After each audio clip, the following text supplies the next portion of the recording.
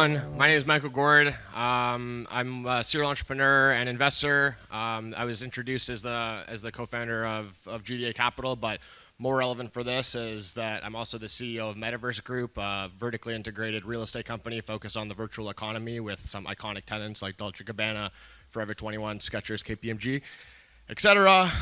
This conversation is going to be about future trends of e-commerce. We're here with an esteemed panelists from around the world. You guys want to start by just introducing yourself, maybe starting with Mahmoud? Hi, so I'm Mahmoud El-Said, co-founder and CEO of Wasla browser. Wasla is effectively an e-commerce super app. We're based out of Cairo, Egypt. Hello. Well, firstly, thanks very much, everybody, for being with us, for being here, and thanks to Forbes for hosting. So my name's Philip. I'm the co-founder, co-CEO of Opontia, and what we do is we buy and grow e-commerce brands. We operate in the UAE, Saudi, Turkey, and Poland, and we're planning to expand to more countries soon. Thank you. Thank you all for being here. My name is Aboudy. I'm the founder and CEO of Blue Terra. Basically, we're trying to make or help you live more sustainably without costing an arm and a leg. We just aggregate eco-friendly and organic brands and make them cheap for you to be able to buy them. Great. Mahmoud, maybe let's start with you. Can you talk about some of the technological trends that you're seeing for e-commerce in MENA region and around the world? Yeah, so there are obviously a lot of interesting trends around e-commerce now. But before I kind of get into what the future of e-commerce looks like, it's important to kind of look at what e-commerce has done historically. So historically, e-commerce has really brought together a wide array of third-party service providers, including advertisers in their many forms, payment providers, delivery platforms, warehousing, and even IT services. So the lesson being is that e-commerce really built on more to the economy than it was expected to destroy. But over the years, there's a number of unique propositions that really started to come to market, started to really grow, in my opinion, to a point where it started to cause some distortion to the customer, leaving effectively a lot of people not necessarily able to leverage all the interesting and unique propositions out there. To really look at the trends, I'm going to kind of split the different stages of the e-commerce journey and really address each and every one of them separately. So to start off with, in the search and discovery experience, whether you're looking for something in specific or you stumble upon something of interest, this typically happens on browsers, search engines, or even social media and other content plays. Recently, there have been a lot of unique and interesting trends here, including social commerce, which I'm personally a fan of because, especially in emerging markets, customers still loathe and really want that human interaction within their shopping experience. Then you have consideration and selection. Typically, what happens here is customers are jumping between merchant and merchant, trying to find where the product is available or which merchant has the best price. Not a lot of trends here, but effectively, the unique propositions right now really cover price comparison tools, deal aggregation tools. Then you have checkout, where a wide array of alternative and traditional payment providers exist today.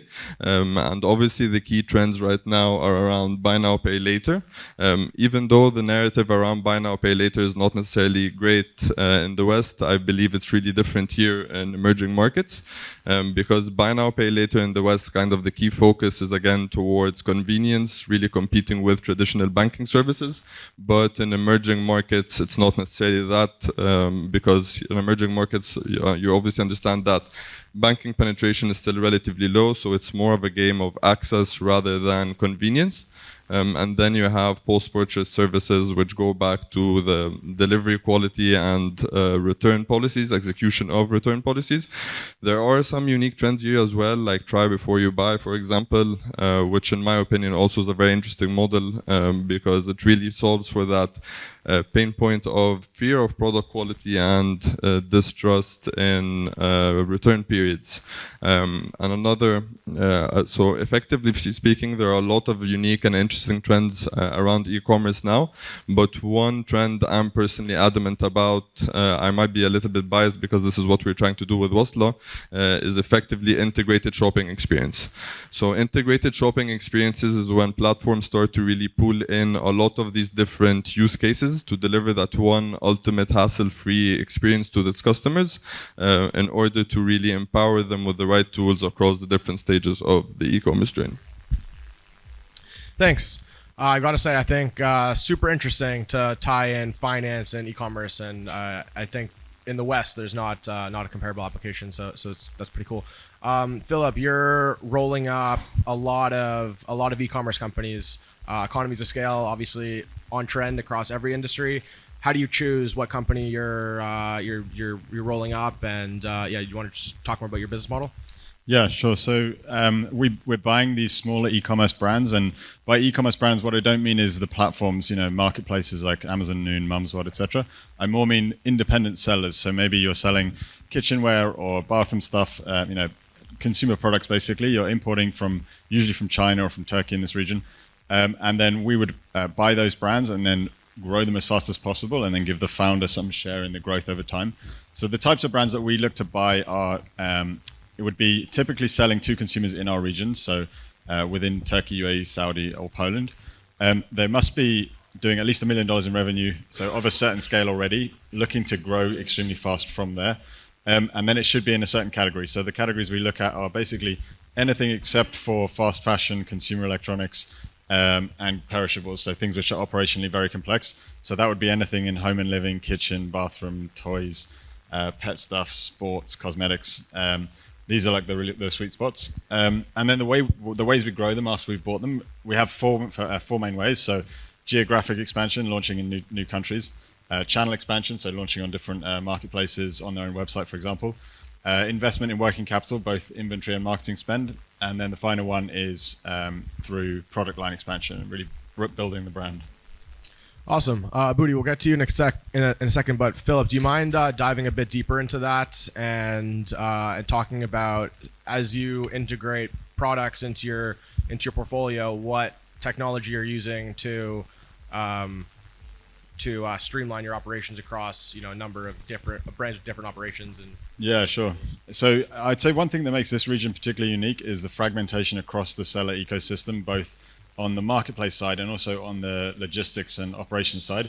So the ERP system we're building, like the integrated tech platform we're building we have a tech hub in Turkey, and the main function of that basically is to integrate all of the different data sources that are coming in, both on the logistics side from the platforms in terms of pushing out content, pricing, and so the purpose of this tech is to basically integrate all these platforms.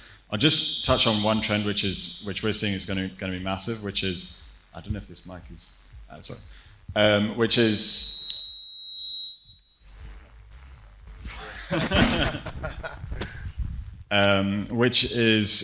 we're seeing huge volume of sales being driven by influencers, and it's mainly it used to be just posting on Snapchat, on TikTok, and now sort of live streaming is becoming popular.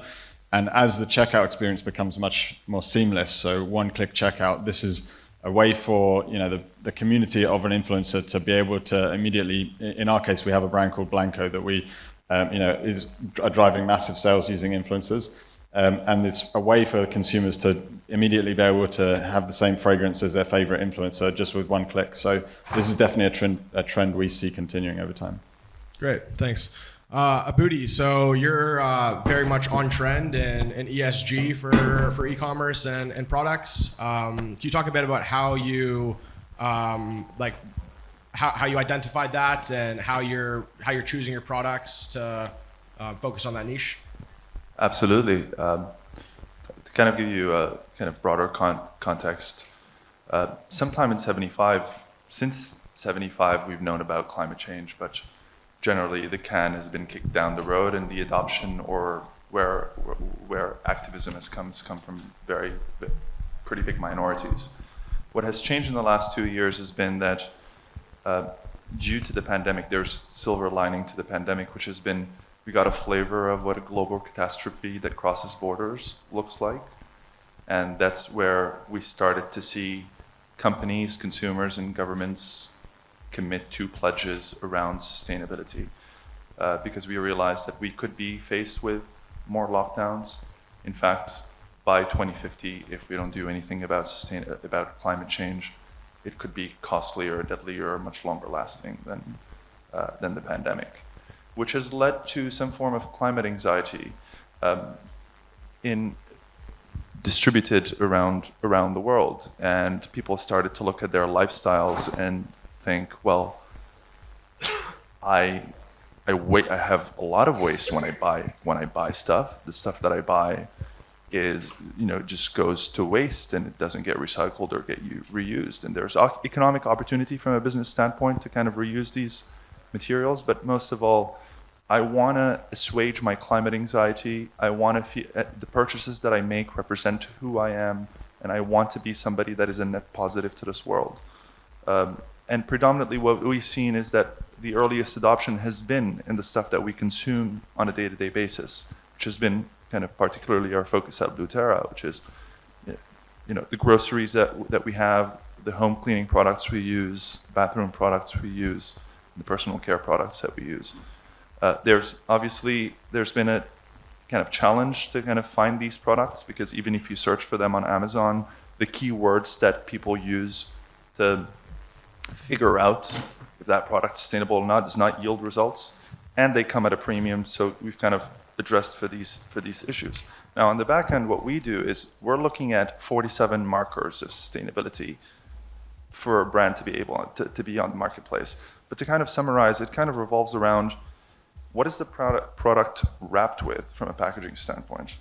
What is it composed of on the inside? And how far does it travel for it to be put together and arrive at the shelf or the warehouse where I can consume it from? And we're trying to make sure that it has the lowest footprint possible, without it having any compromise on the quality that the customer that's buying the sustainable product wants. That's kind of it. I am not an expert on climate change, but I must say, as a Canadian, we have a lot less snow in Canada in the winter. That's all I know. But can you talk a bit more about, as someone that is interested in buying sustainable products, but with information being very difficult to access around this, and then even the information that you have available, not knowing whether it's honest. How do you? I guess you have the four criteria you're mentioning, but do you make this available to your users, and how do you inform the world about what is actually sustainable and what's not? Because there's a lot of misinformation. I mean, from a company standpoint, and Mahmoud touched on the funnel. A big part of the challenge is that people are problem aware but don't know what to do about it. So towards the top of the funnel, when we speak to consumers, a lot of it is education from a content standpoint. But let's say you consume that information, you think it's relevant, you want to shop from us. By the time you arrive at the product page, there are these 47 different badges that we've allocated to every product. You can filter by the cause that you care about. And we've stretched it across ESG, which includes social. Like, if women want to shop from women-owned businesses, you could filter by that and actually can buy that. If I'm looking for something that's plastic-free, absolutely feasible. The stuff that you don't want in products, which people are scared about relatively in certain categories, you can filter against them. Because sustainability does not always revolve around the emissions element, but there's other such problems around food waste, air pollution, water pollution, that different people have different affinities towards. So we kind of make it extremely easy for you to kind of shop what you care about. Very cool. I appreciate the perspective. So let's now look into the future and consider what the disruptive technological trends are for e-commerce. Back to Mahmoud. You want to talk about how you see AI, AR, VR in your business? Are we ready for these frontier technologies, or when will we be ready? Sure. So like I said, there are obviously a lot of unique and interesting trends that kind of seek out to enhance customer experience, and kind of that's the focus. And some of the buzzwords around surrounding the industry now is like what you said, AR and AI effectively. So AI, to start off with, it's actually already powering a lot of e-commerce experiences as of today, even though kind of hidden from plain sight, but it's still kind of optimizing a lot of these things. Like Aboudy mentioned, like AI applications towards trying to enhance search experiences, towards product recommendations. That's kind of the name of the game. And obviously with a strong focus towards delivering more personalized shopping experiences, the benefits are super clear, right? But the one trend I really believe, it's not necessarily as a trend, but more of a strategy I believe merchants should really follow, is in order to really kind of deliver a frictionless and personalized customer experience, is deploying an omni-channel approach to how they take their products to market. Because effectively today there are a lot of different shopper types, each effectively starting and ending their journey quite differently. I believe it's kind of really important for merchants to focus on building presence first on emerging search and discovery platforms, and even offering a multitude of payment methods and delivery options, just so they can give their customers those elements that they can choose and build up basically their most convenient shopping journey.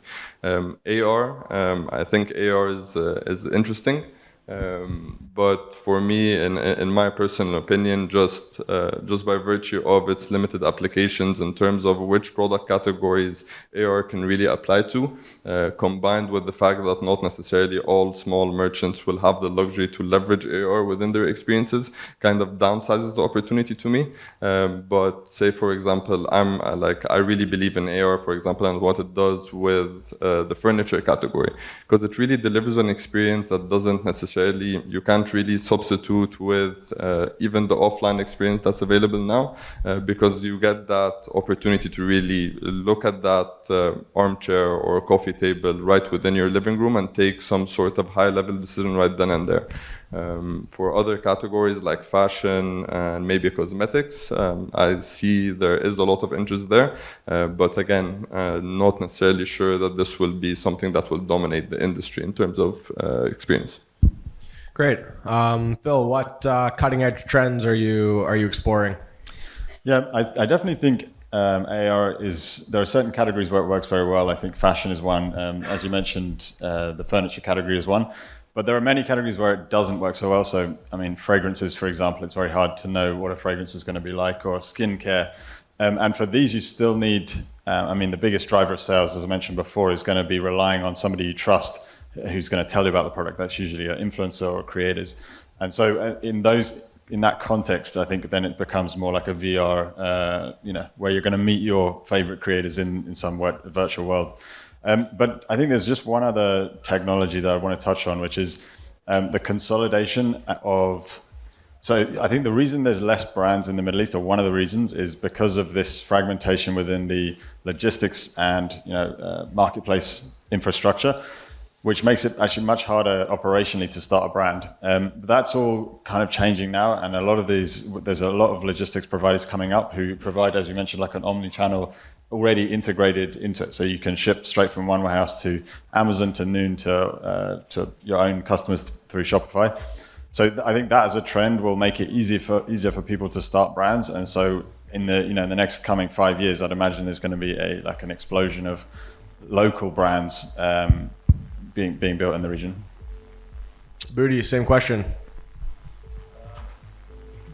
I would split short-term things that will manifest versus more medium-term. I think from a short-term standpoint, the future is here, just not evenly distributed.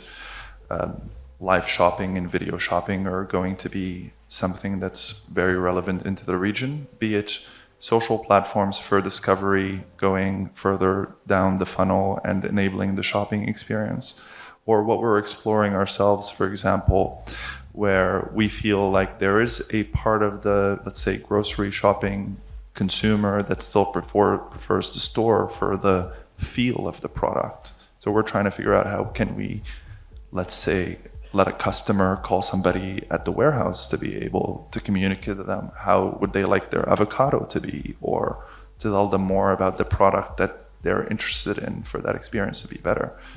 On the more medium term aspect, I think it's pending the kind of improvement in some disruptive technologies. I think we're going to arrive at a place where replenishment is immediately, fully automated through either, let's say, sensors in the fridge, or even, let's say you're a female and you have a party tonight and you don't know what to wear but you want to dress. Can you, on your way back, talk to, let's say, Siri, where it locates a store that has a dress based on what you would like? By the time you get home and shower, the store had already prepared 3 dresses that you can come and just choose, change there, and go to the party. I think that's going to really change commerce, and it actually will blur the lines of e-commerce versus retail, where the emergence of just commerce, it's just commerce in general, to be kind of the term that we kind of attribute to shopping, rather than a split between the online experience versus the offline experience. Really cool. Love the case study. And the AI can know your measurements and know your preferences and know your budgets and know your walk, like where's convenient for you to go. Really cool. Just before we wrap up for questions, I'm going to put on my digital asset and metaverse hat on for a sec and share that trend. Any business that has an audience, that has an ecosystem, there's value in engaging in your ecosystem. Let's say the value has a unit value of X. If you reward that unit of you reward the engagement with a digital asset, then every form of value in your ecosystem, whether it's you inviting a friend, whether it's you transacting, whether it's you sharing socially, it could be providing feedback, anything that provides value to your ecosystem. You can provide incentives in the form of a token, digital asset, that can provide the user with, let's say, 1% discount on their fees, or up to X% discount on their fees, depending on the economics of the business. And then taking shopping experiences into the virtual reality, into the metaverse. Just for numbers for everyone, the metaverse started last February with 15,000 monthly active users. It's very low. Today, a year and a half later, there's 1 million monthly active users. Still very low, but if we continue with that growth trajectory, by the end of the decade, there will be over 1 billion daily active users of the metaverse, which starts to be pretty interesting, and lots of new business models will be created from that exponential adoption. And with that said, thank you all for the discussions, and happy to open the floor for questions for everyone. Questions? Guys, we can only take about 3 questions at most.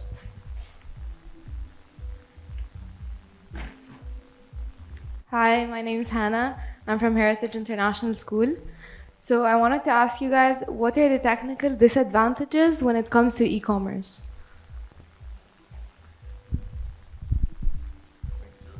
I would probably answer that from a regional sort of stance. So I'd say that the technical challenges in this region in comparison to, say, Europe and the US is what I touched on before. So Amazon as an ecosystem takes up, I think, 70 or 80% of all e-commerce spend in the US. In our part of the world, or in this part of the world, it's less than 20% of the total e-commerce spend, which means it's just much more fragmented. So if you want to ship, if you're a small e-commerce merchant and you want to start selling, you have to either keep stock in all of the warehouses of all of the different platforms, or you have to figure out how to, technically set that up so that you can be, as you're running low on stock in different platforms, you're shipping product out to those platforms. Otherwise, your working capital costs become extremely high. Like the amount of inventory you have to hold just to be able to service all the marketplaces becomes extremely expensive. So I would say, basically fragmentation is the biggest e-commerce challenge in this region. I think it's slowly being solved, but it will take probably another 5 years before it's properly integrated. We've got one more question here, if that's okay. Yeah. Hello, my name is Adil Hatahid, and you've been discussing about the metaverse and how by the end of the decade it can reach 1 billion, right? Yesterday, someone on the panel was discussing also how many companies they were slowing down, like Apple or Facebook, on the metaverse. So, like, how can we have clearer vision about that, please? So Facebook is building a Facebookverse, and Facebook has billions of users across their platforms. To go back a sec and talk about technological disadvantages from my seat and how I see the world. The technological disadvantages with the metaverse is that we're building distributed computing infrastructure that is super duper cutting edge. So it's still slow, it's still laggy. It is only available in the browser. It's not mobile. Once it's mobile, then I can hire Justin Bieber to play a concert on my stage, and he tweets it out, and we get millions of users immediately. But we're not there yet. So Facebook can't come to market with a platform that is only usable by 1 million monthly active users. It's not enough. Facebook has to build infrastructure that is usable by billions of daily active users, which the technology is not there yet. So Facebook is investing billions to build technology that doesn't exist. Whereas what I'm focused on, and that's a closed metaverse. That's like Fortnite, Halo. It's in my opinion, more of an incremental innovation than where I focus the open metaverse, which is the future of the internet, the virtual, the future of the virtual world, and every website will be three-dimensional. So where I'm focused is growing exponentially. These businesses are cash flowing a lot, and less so than a year ago when there was mayhem. But just this week, I had the Air Miles come into the metaverse to build out the first loyalty program. 2 weeks ago, we launched the experience for KPMG. It's very public. You can look it up. The week before that, we put the United States Postal Service in the metaverse. So from where I'm sitting, I'm bringing Fortune 500 companies into the metaverse on a weekly basis. And this next week in Art Basel in Miami, the second annual Metaverse Fashion Week is going to be announced. Last year we had participation from Dolce & Gabbana, Forever 21, Etro, Ellie Saab, Skechers. We had supermodels participating. We had it was, according to Decentraland Stats, 7 billion impressions because it was featured organically in the New York Times, Wall Street Journal, Bloomberg, Forbes, Vogue multiple times. And if we continue to put those kinds of numbers on the board, the growth is going to continue. It's a question of how quickly is the growth going to be, and you can put your own assumptions there. I think it's going to grow exponentially, but that's just me. Cool. We can wrap up now. Cheers, everyone. Thanks, guys.